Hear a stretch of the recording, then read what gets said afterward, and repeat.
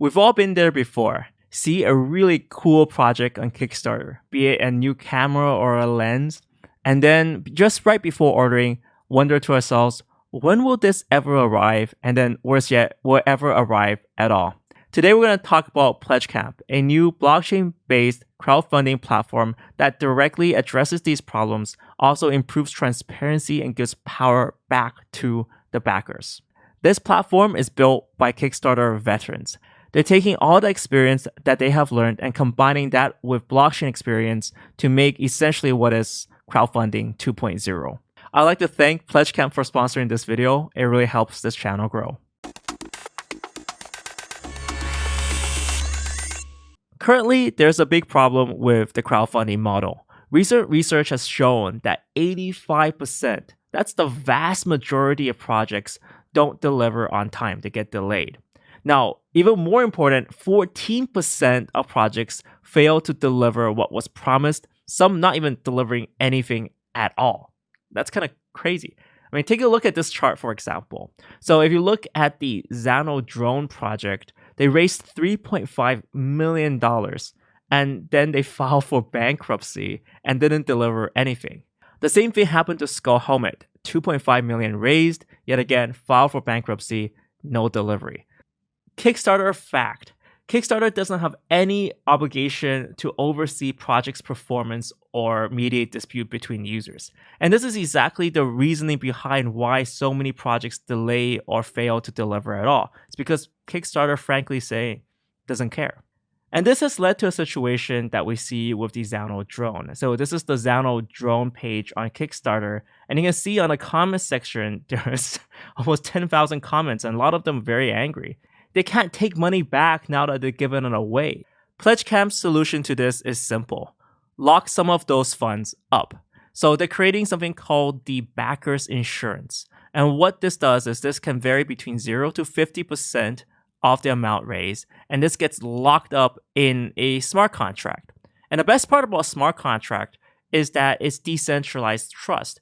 And now that the funds are locked here, they can set up a system where backers can decide when to release the funds.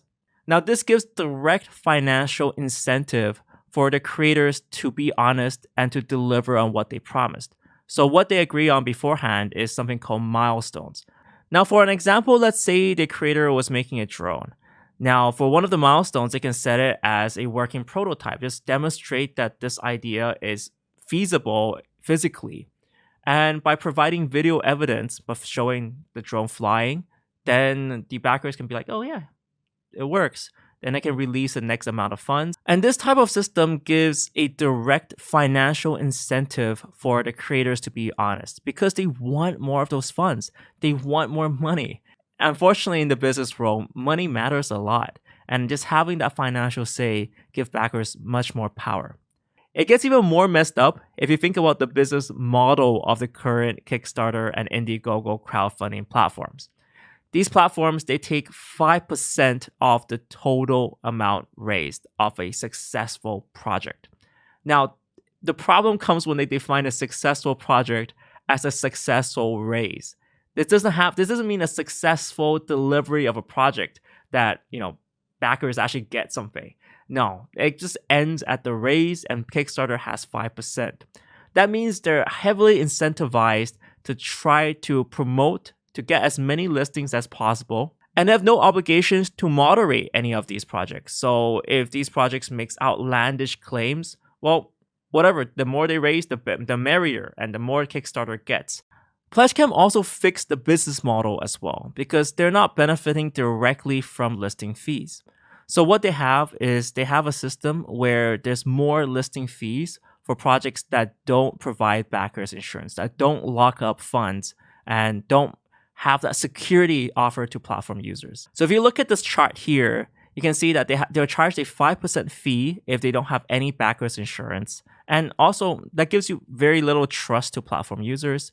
And they get charged 0 fee, so no listing fee, if they lock up half the funds in the backers insurance. The other important part about Pledgecamp is they're creating a community of moderators. The key here is that the moderators are staked and also they get rewarded for being staked. So now they get to vote on various listings, if they should be listed or not, or if these listings should be removed.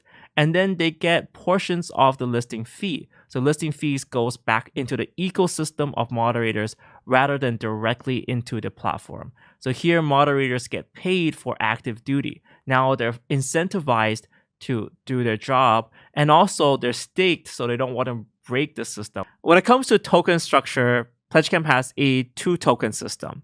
So the first token, called Pledge Coin, that's the main primary currency of the platform. So projects can be funded in Pledge Coin. And also Pledge Coin is the coin that gets locked up. So with the backers insurance that we're talking about, well, Pledgecamp is the main primary currency to get locked up in the smart contracts. So in terms of Pledge Coin, they expect the value to be tied to the success of the platform. So the more tokens that are staked in the backer's insurance, the more that the currency is used, well, the value can correlate to that. Now, Pledge Coin can also be staked in the system. By staking Pledge Coin, you essentially lock it up and it becomes a second token called Camp Shares. This is now a non-tradable token, and you need a minimum of 10 million Pledge Coins to become a moderator for the platform. So this means that moderators are really sufficiently staked into the whole system to have a financial incentive to make this whole system work and for them to do their jobs.